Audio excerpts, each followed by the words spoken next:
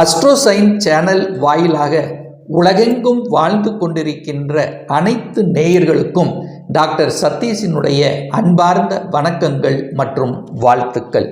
Happy new year. இந்த 2024ஆம் ஆண்டினுடைய முதல் மாதமாகிய இந்த ஜனவரி மாதத்தினுடைய பலன்கள் தான் டீட்டெயிலாக பார்க்க போகிறோம். இந்த ஜனவரி மாதத்தின் கிரக நிலைகளை பார்க்கும் பொழுது குரு பகவான் வக்ர நிவர்த்தி அடைந்து மேச மனையிலும், மனோ காரகன் என்று சொல்லக்கூடிய சந்திர பகவான் இந்த வருடத்தினுடைய தொடக்க நாளிலே, அதாவது சிம்ம மனையில பூரம் நட்சத்திரத்தில் வீற்றிருந்தும், கன்னி மனையில் கேது பகவானும், அதே சமயத்தில் விருச்சிக மனையில் சுக்கிர பகவான் அமர்ந்திருக்கார். அந்த சுக்கிர பகவானானது இந்த ஜனவரி மாதம் 18ஆம் தேதி என்று தனுசு மனையில் போய் பிரவேசிக்க போகிறார். சூரிய பகவான், புதன் பகவான், செவ்வாய் பகவான் இந்த 3 கிரகங்கள் தனுசு மனையிலும், இந்த ஜனவரி 15ஆம் தேதி சூரிய பகவான் பெயர்ச்சி அடைந்து மகரத்துக்கு சென்று பலனை கொடுக்க போகிறார்கள். சனி பகவான் கும்ப மனையிலும், ராகு பகவான் மீன மனையிலும் அமர்ந்து கொண்டு என்ன மாதிரியான பலன்கள், சாதகம் என்ன, பாதகம் என்ன என்பதை பற்றியும், இந்த மாதத்தில் எந்த தெய்வத்தை வழிபட்டால் நமக்கு நல்லது என்கின்ற வகையில் இப்போ நம்ம டீட்டெயிலாக பார்க்க போகிறோம்.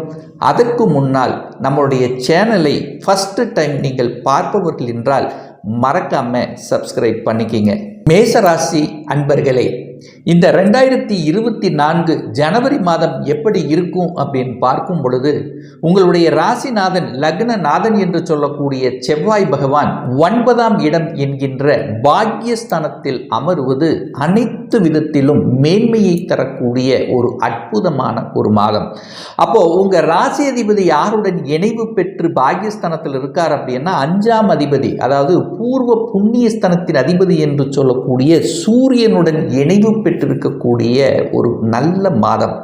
அதே சமயத்தில் உங்களுடைய ராசியிலேயே குரு பகவான் உட்கார்ந்திருக்கார். அதாவது பாக்யஸ்தானத்தின் அதிபதியான குரு பகவான் உங்க ராசியிலேயே அமர்ந்து கொண்டு தனது 9ஆம் பார்வையாக்கி உங்க ராசியை பார்ப்பதும் உங்களுக்கு மேன்மை தரக்கூடிய தன்மைத்தான்.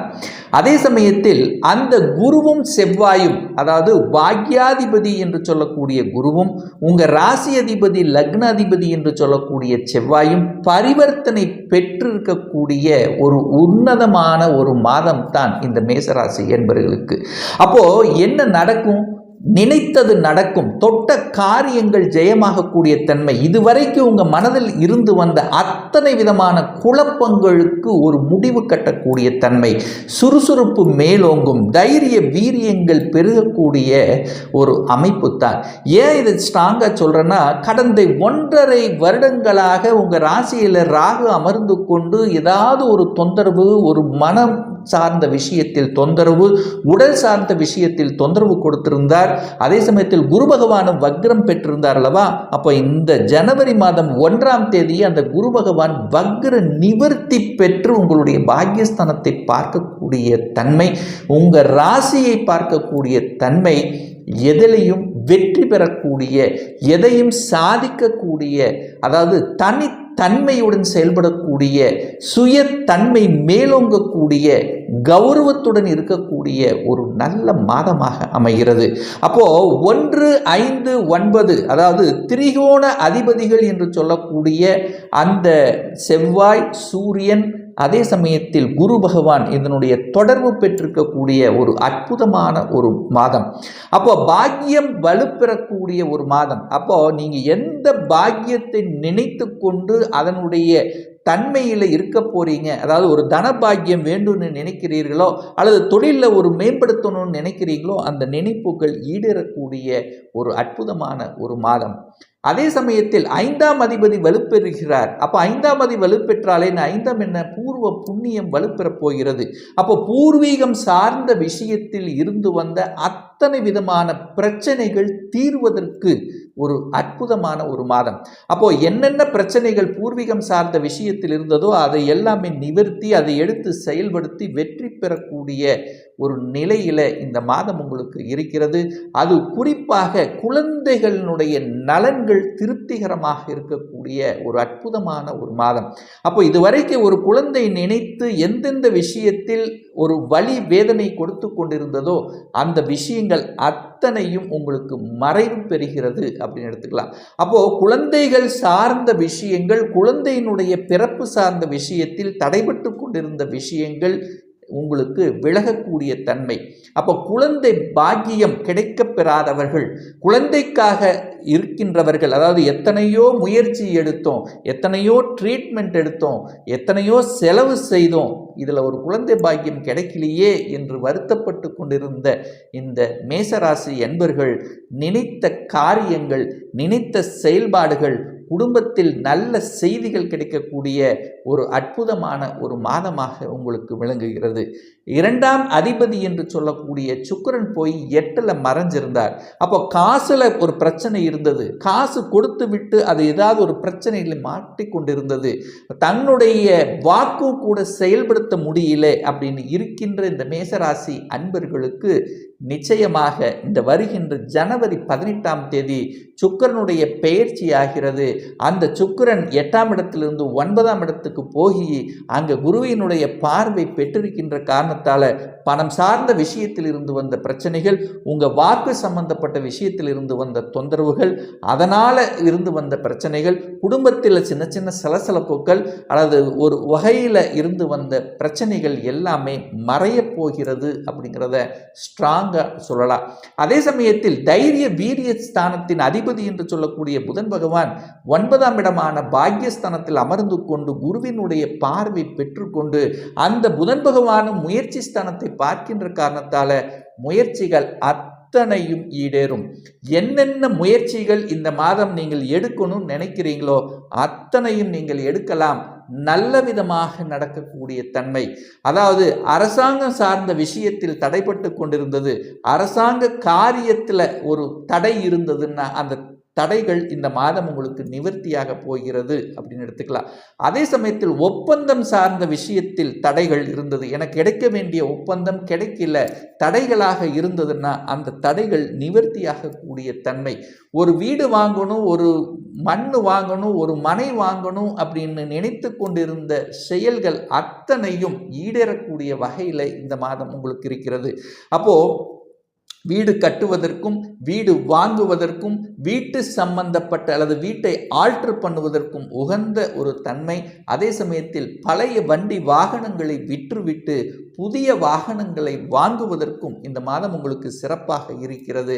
அதே சமயத்தில் பார்த்தீங்கன்னா குழந்தைகளினுடைய படிப்பு சார்ந்த விஷயங்கள் பிரகாசமாக இருக்கும்.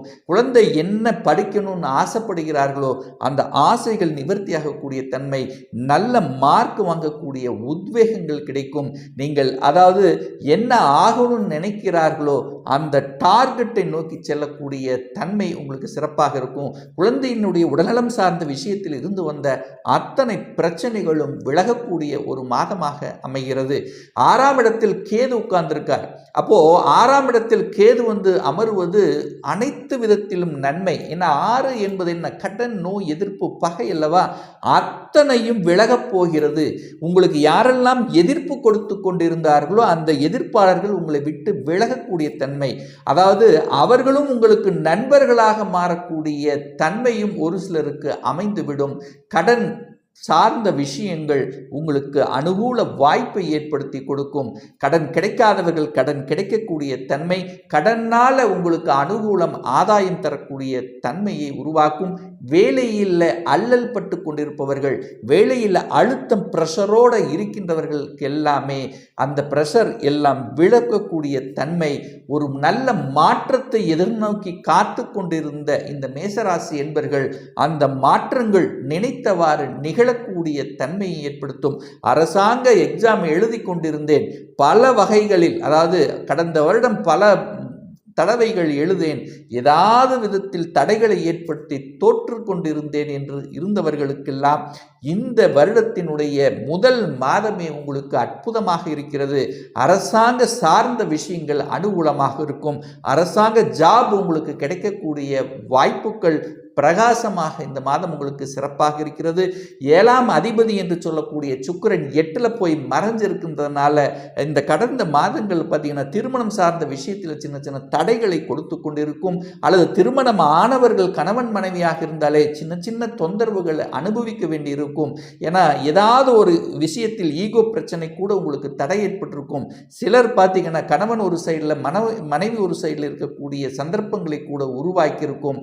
ஆனால் இந்த மாதத்தில் பார்த்தீங்கன்னா அந்த களத்திர காரகன் என்று சொல்லக்கூடிய சுக்கிர பகவான் இந்த ஜனவரி 18ஆம் தேதி பாக்கியஸ்தானத்தில் போய் அமருகின்ற காரணத்தால் நிச்சயமாக திருமணத்தில் இருந்து வந்த அத்தனை விதமான தடைகள் விலகக்கூடிய அமைப்பு, இன்னார் என்று அந்த குறித்து வைக்கக்கூடிய அடையாளம் காட்டக்கூடிய ஒரு நிகழ்வு அப்படிங்கிறது இந்த மாதம் உங்களுக்கு சிறப்பாக இருக்கிறது. அதே சமயத்தில் அனைத்து விதமான சுப காரியங்கள் உங்கள் குடும்பத்தில் நடைபெறுவதற்கும் சாத்தியமாகிறது. குடும்பத்துக்கு தேவையான பொருள்கள் வாங்கி மகிழ்வதற்கும் இந்த மாதம் உங்களுக்கு சிறப்பாக இருக்கிறது. கூட்டு சம்பந்தப்பட்ட கூட்டு தொழிலில் இருந்து வந்த சில சங்கடங்கள் அத்தனையும் இந்த 18ஆம் தேதிக்கு அப்புறம் விலக இருக்கிறதுங்கிறதையும் நீங்கள் மனதில் பதிய வைத்துக் கொள்ளலாம். 8ஆம் அதிபதி என்று சொல்லக்கூடிய அந்த செவ்வாய் பகவான் 9ஆம் இடத்தில் அது குருவினுடைய பார்வை பெற்றிருக்கின்ற காரணத்தால எத்தனை வம்பு வழக்குகள் சார்ந்த விஷயத்தில் நிலுவைகள் இருந்தது, பிரச்சனை கொடுத்திருந்தது, அதெல்லாமே ஒரு சுமூக தீர்வு ஏற்படக்கூடிய வாய்ப்புகள் சந்தர்ப்பங்கள் இந்த மாதம் உங்களுக்கு சிறப்பாக இருக்கிறது. அதே சமயத்தில் பார்த்தீங்கன்னா விளையாட்டு துறையில் இருக்கின்ற இந்த மேசராசி அன்பர்களுக்கு உத்வேகத்தை தரக்கூடிய ஒரு அற்புதமான ஒரு மாதம். நினைத்த செயல்கள் ஈடேறக்கூடிய தன்மை, உங்களுக்கு புகழையும் பதவியும் கொடுக்கக்கூடிய தன்மையில் இந்த மாதம் சிறப்பாக இருக்குது. 9ஆம் அதிபதி உங்களுடைய லக்னத்திலேயே ராசியிலே இருந்து கொண்டு அந்த 9ஆம் இடத்தை பார்க்கின்ற காரணத்தால் தகப்பன் மூலமாக அனுகூலங்கள், ரிசர்ச் சம்பந்தப்பட்ட துறையில் பல பிரச்சனைகள் போராட்டங்களை சந்தித்து கொண்டிருந்தவர்களுக்கு விடை கொடுக்கக்கூடிய தன்மைகள், அதே சமயத்தில் வெளிநாட்டுக்கு செல்லணும் என்று இருக்கின்ற இந்த மேசராசி என்பவர்களுக்கு அந்த வெளிநாட்டு செல்லக்கூடிய யோகங்கள் சிறப்பாக இருக்கு. ஏன் சொல்றேன்னா ராகு 12ஆம் இடத்தில் இருக்கார். அப்போ வெளிநாட்டு காரகன் என்று சொல்லக்கூடிய ராகு 12ஆம் இடத்தில் இருக்கின்ற காரணத்தாலும் 9ஆம் அதிபதி என்று சொல்லக்கூடிய குரு பகவான் உங்களுடைய ராசியில் இருக்கின்ற காரணத்தாலும் வெளிநாட்டு சார்ந்த விஷயங்கள், வெளிநாட்டில் போய் படிக்கக்கூடிய தன்மைகள், வெளிநாட்டு ஏற்றுமதி இறக்குமதி சம்பந்தப்பட்ட துறையில் இருப்பவர்களுக்கு அனுகூல வாய்ப்புகளை தரக்கூடிய ஒரு அற்புதமான ஒரு மாதம். 10ஆம் அதிபதி என்று சொல்லக்கூடிய சனி பகவான் 11ஆம் இடத்தில் இருக்கின்ற காரணத்தால் தொழில் சார்ந்த விஷயங்களும் ஒரு நல்லவைகள் நடக்கக்கூடிய ஒரு மாதம். அதாவது ஒரு புதிய ஒப்பந்தங்கள் உங்களுக்கு கிடைக்கும். இதுவரைக்கும் ஸ்டாக்காகவே இருந்தது, விற்பனை ஆகலை அப்படின்னு இருக்கின்ற விஷயங்கள் எல்லாமே விற்பனையாகக்கூடிய தன்மைகள், லாபங்கள் பெருகக்கூடிய தன்மைகள். 1ஆம் அதிபதி 5ஆம் அதிபதி 9ஆம் அதிபதிகள் வலுப்பெற்றிருக்கின்ற காரணத்தால் கடவுளினுடைய அனுகிரகம் கிடைக்கப்பெறக்கூடிய தன்மைகள், கோயில் சார்ந்த விஷயங்கள் அனுகூல வாய்ப்புகள், யாத்திரைகள் செல்லக்கூடிய தன்மைகள் என சனி பகவான் குருவை பார்க்கின்ற காரணத்தால் ஒரு சிலருக்கு ஆன்மீக நாட்டம் சார்ந்த விஷயத்தில் ஈடுபாடு அதிகமாக இருக்கக்கூடிய தன்மை, கோயில் சார்ந்த விஷயத்தில் அதில் நீங்கள் ஈடுபடக்கூடிய தன்மைகள் உங்களுக்கு சிறப்பாக இருக்கு. பெரிய மனிதர்களினுடைய ஆதரவு என்பது இந்த மாதம் உங்களுக்கு சிறப்பாக இருக்கிறது. ஸோ ஆக மொத்தம் சொல்ல போனால் இந்த மேசராசி அன்பர்களுக்கு தொட்டவைகள் துளங்கக்கூடியவைகளும் அனைத்து விதமான நல்லவைகள் நடப்பதற்கு ஒரு ஸ்டார்டிங் மாதமாக உங்களுக்கு அமையும். அதே சமயத்தில் பார்த்தீங்கன்னா தகப்பன் மூலமாக நல்லவைகள், குழந்தைகள் மூலமாக நல்லவைகள், எத்தனை பிரார்த்தனை இருந்தீங்கன்னா அந்த பிரார்த்தனைகள் உங்களுக்கு ஈடேறுவதற்கான வாய்ப்புகள் இந்த மேசராசி அன்பர்களுக்கு ஒரு புத்துணர்ச்சியை தரக்கூடிய ஒரு நல்ல மாதமாக அமையுங்கிறதுல எந்தவித மாற்று கருத்தும் இல்லை. எந்த தெய்வம் உங்களுக்கு உகந்ததுன்னா ஒவ்வொரு செவ்வாய்க்கிழமை என்று முருகப்பெருமானை சென்று தரிசித்து வந்தாலே உங்கள் மனதிலிருந்து வந்த அத்தனை விதமான கவலைகள் விலகுங்கிறதுல எந்தவித மாற்று கருத்தும் கிடையாது. இப்போ நான் சொன்னது கோச்சார ரீதியான ஒரு பொதுவான பலன்கள் தான். இந்த ராசி நட்சத்திரத்தில் பார்த்தீங்கன்னா பல கோடிக்கணக்கான பேர் இருப்பாங்க. ஒவ்வொருத்தரும் டிஃப்ரெண்ட், ஒவ்வொருவருடைய ஜாதகமும் வேறுபடும், ஒவ்வொருத்தருடைய கிரக அமைப்புகளும் வேறுபடும், தசா புத்திகளுக்கு தகுந்த மாதிரி பலன்கள் வேறுபடும்.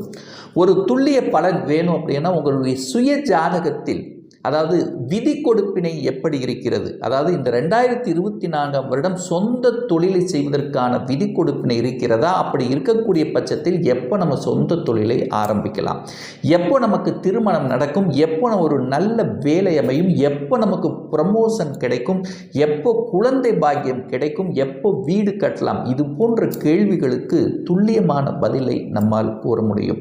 ஒரு பர்சனல் கன்சல்டேஷன் எடுத்துக்கணும், ஒரு சுய ஜாதகம் பார்க்கணும் என்று விருப்பமுடைய அன்பர்கள் டிஸ்பிளேயில் தெரியக்கூடிய நம்பருக்கு வாட்ஸ்அப் மூலியமாகவோ ஃபோன் கால் மூலியமாகவோ தொடர்பு கொண்டு அப்பாயின்மெண்ட் பெற்றுக்கொண்டு கன்சல்டேஷன் எடுத்துக்கலாம்.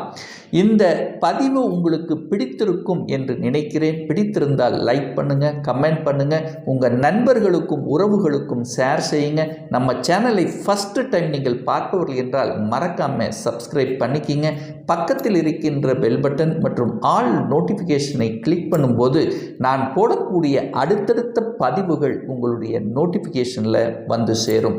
இந்த ராசி நட்சத்திர நேயர்கள் அனைவரும் வாழ்க வளர்க வளமுடன் என்று எனது வாழ்த்தினை தெரிவித்துக் கொண்டு விடைபெறுகிறேன். நன்றி, வணக்கம், வாழ்த்துக்கள்.